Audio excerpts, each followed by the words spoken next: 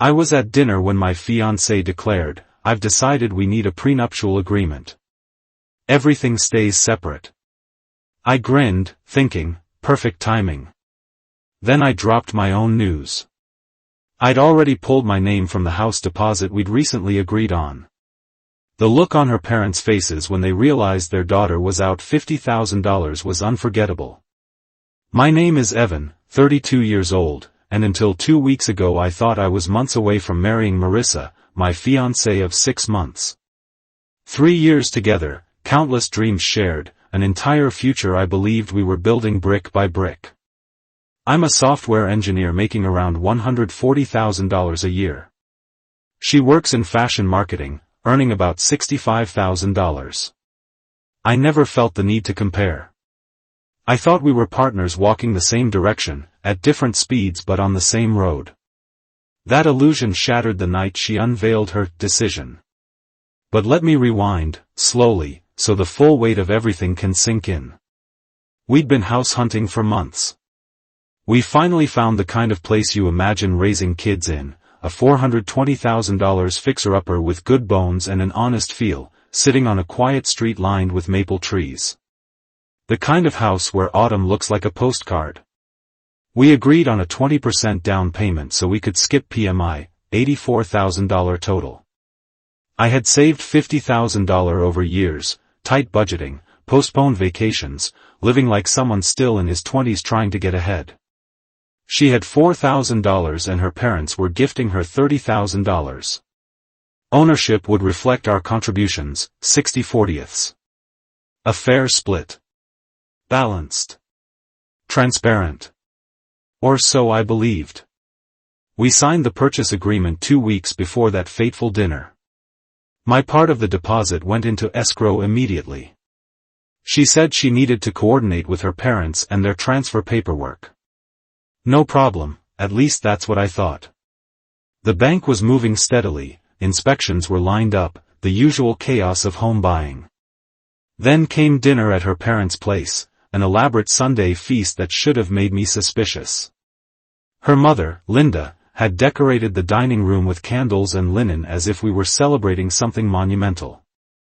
Her father, Thomas, poured expensive wine I'd only seen in glossy labels. They were far too cheerful, too rehearsed in their small talk. Marissa crossed her legs, leaned back in her chair, that familiar glint in her eyes, the one she used whenever she knew something I didn't. Halfway through the roast, she cleared her throat and gave a tiny performance tap on her glass. "I've decided something important," she began. I honestly thought she was about to talk wedding venues or colors or some update she'd been hiding to surprise me. But instead she released her verdict like a queen handing down orders. A prenup. Everything separate. What's hers stays hers. What's mine stays mine. Simple. Clean. Unemotional. I put down my fork slowly, feeling the air in the room tighten. Her father immediately chimed in like this was a well-planned chorus. "Smart move, sweetheart. Nothing personal, Evan, you know it's just responsible planning." The unspoken meaning floated heavily, "We're protecting her from you." Marissa looked so unbearably pleased with herself. She had that smug, glossy smile, the kind someone wears when they think they have cornered you into compliance. "You're practical, Evan. You get it," she said with a soft laugh. "Separate finances, separate taxes, separate everything. If anything happens, we walk away clean." I let the words settle, not because I needed time to understand them, but because I understood them too quickly. She wanted protection for herself, while still expecting benefit from me. So I asked, very calmly, "Even the house?"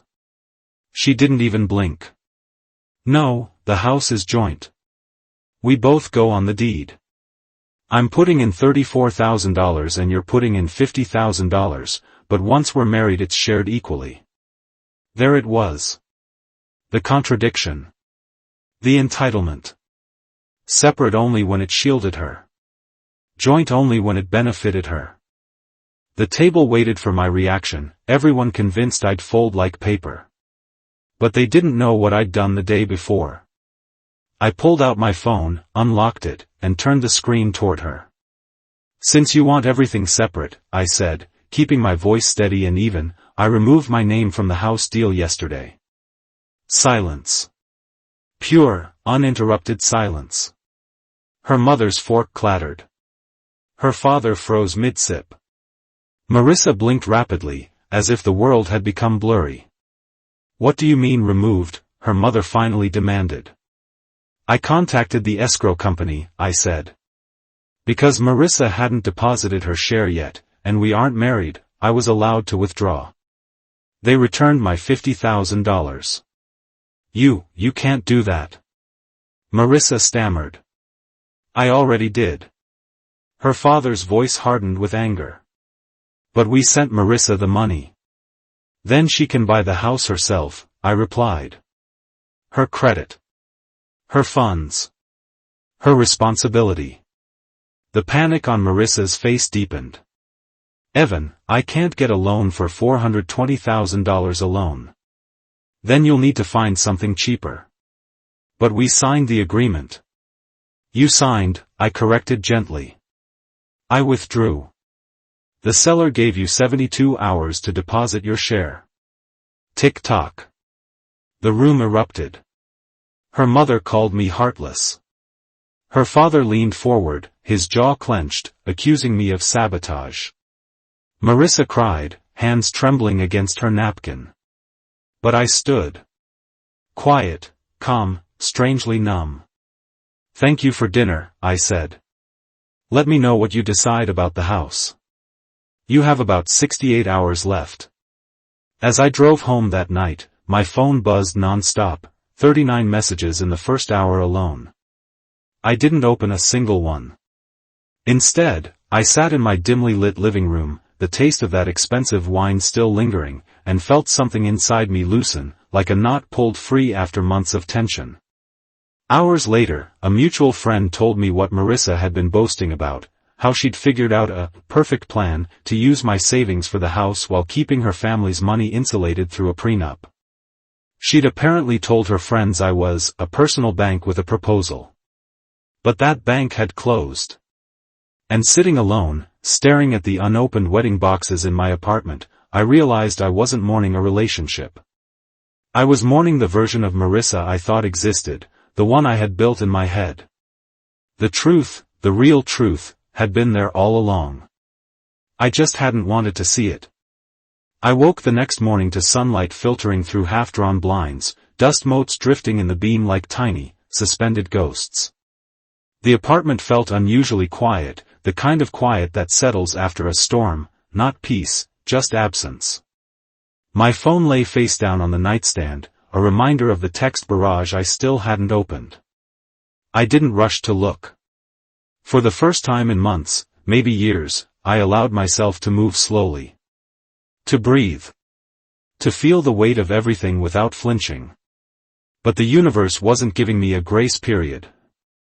At 9:12 a.m., Thomas, Marissa's father, showed up at my workplace.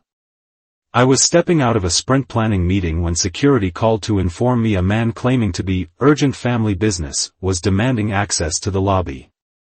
I walked down, already bracing myself, and found him standing stiffly in a pressed button-down, jaw tight enough to crack teeth. His eyes were blazing with the kind of fury people only feel when they are more embarrassed than wronged. "You cost us $35,000, he snapped before I could even open my mouth. His voice echoed sharply across the marble floor of the lobby. I folded my arms. "I cost you nothing. You knew she couldn't afford that house by herself. Then she shouldn't have demanded separate finances," I replied. Her words, not mine. He stepped closer, his face reddening, and for a moment I wondered if he intended to swing at me. "That isn't what she meant," he hissed. "It's exactly what she said." I pulled up the messages she had sent, those pristine, self-assured words, everything separate. Clean. Simple. What's mine is mine. I held the screen up for him. He lunged to snatch the phone, and that was when security stepped in, escorting him outside before he could make a scene worse than the one he already had. The second he was gone, I felt the strange combination of exhaustion and relief wash through me.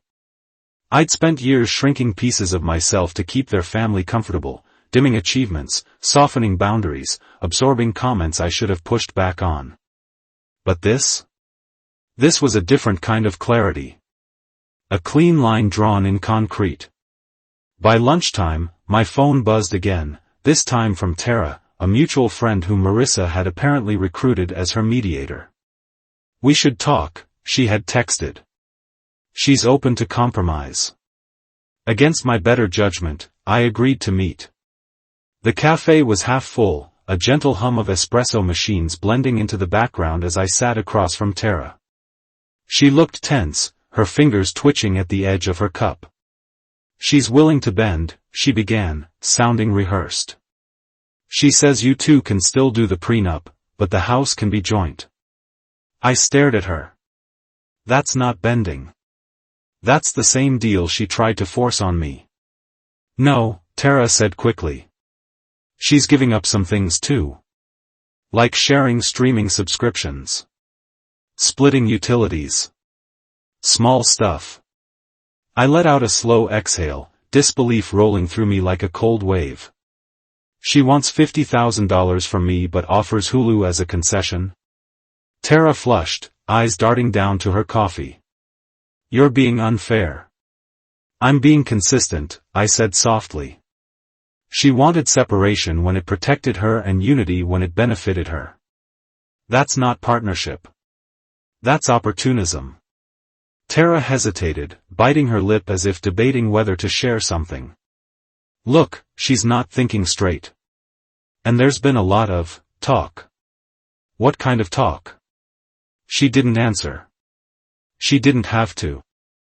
I could see it all over her face. Marissa had spun this into some melodramatic tragedy in which she was the victim of a cold, calculating fiancé who suddenly withdrew support. A subtle shame pricked under my ribs, not because of guilt, but because I had ignored too many early warning signs. I stayed longer than any rational person would have. I excused behaviors that should have made me pause. I let love cloud judgment until judgment had no voice left. That night, the next wave hit. Marissa went online. Her post painted me as a man who destroyed her dream home out of fear of a strong, independent woman. She left out the prenup ambush, the manipulation, the weeks of scheming. But the internet is rarely as gullible as people assume.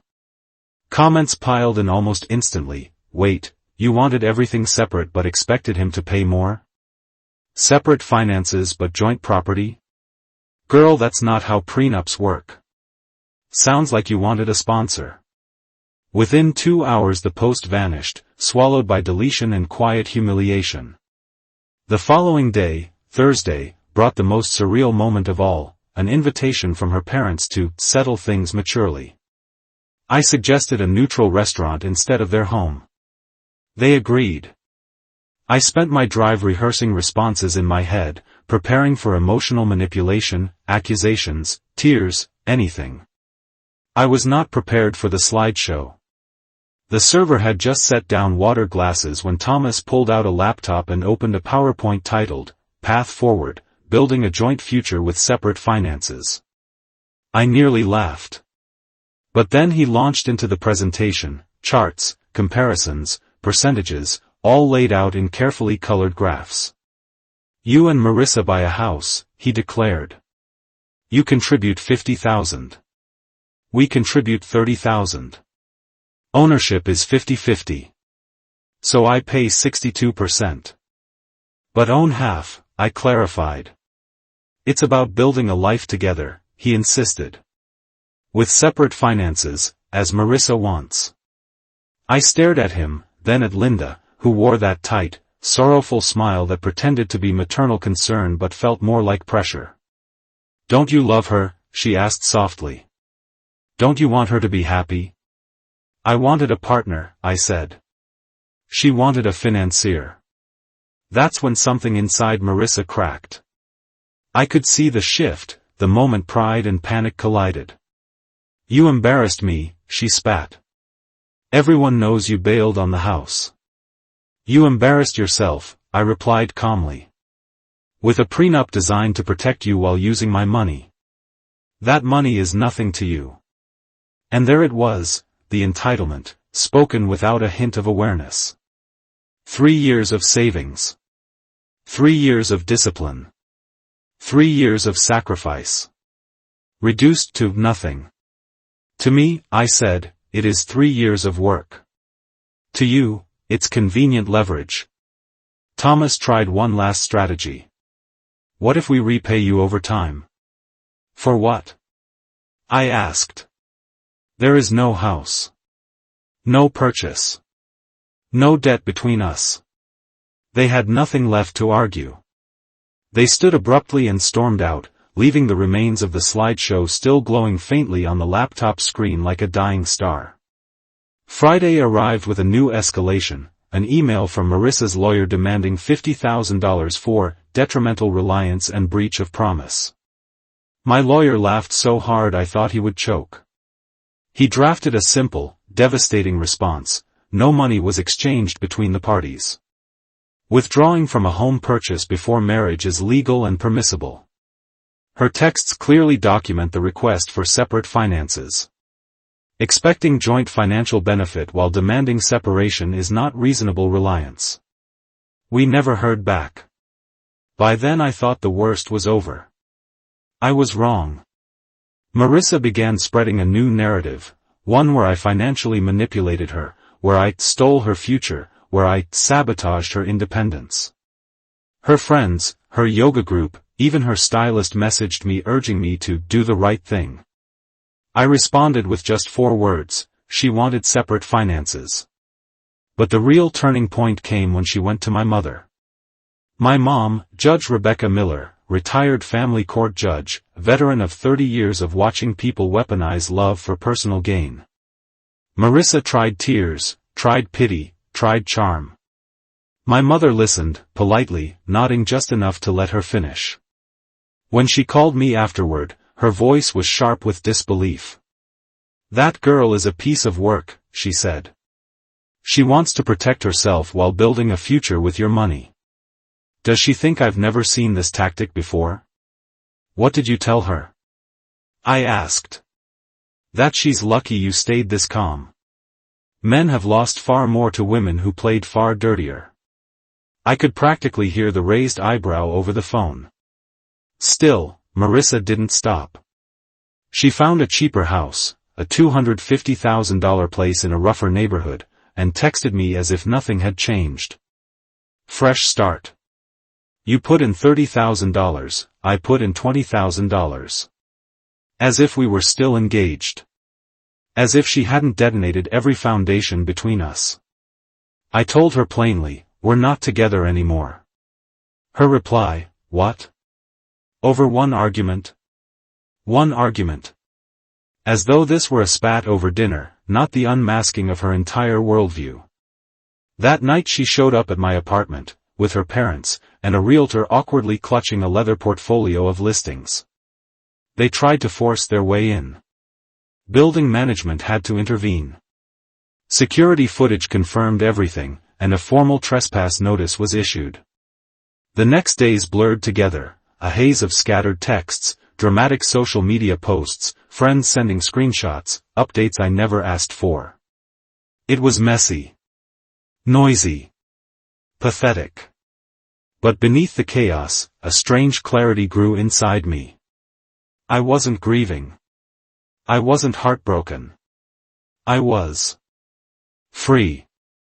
And freedom, I realized, is quieter than love. It doesn't shout. It doesn't demand. It just settles. Slowly. Firmly. In the days that followed the trespass notice, life felt strangely weightless, like I had stepped out of a crowded room into crisp night air. The wedding boxes still sat stacked in the corner of my apartment, but instead of feeling sad or guilty when I looked at them, I felt something closer to distance, like they belonged to a different version of me, someone who hadn't yet realized how deeply he'd been misled.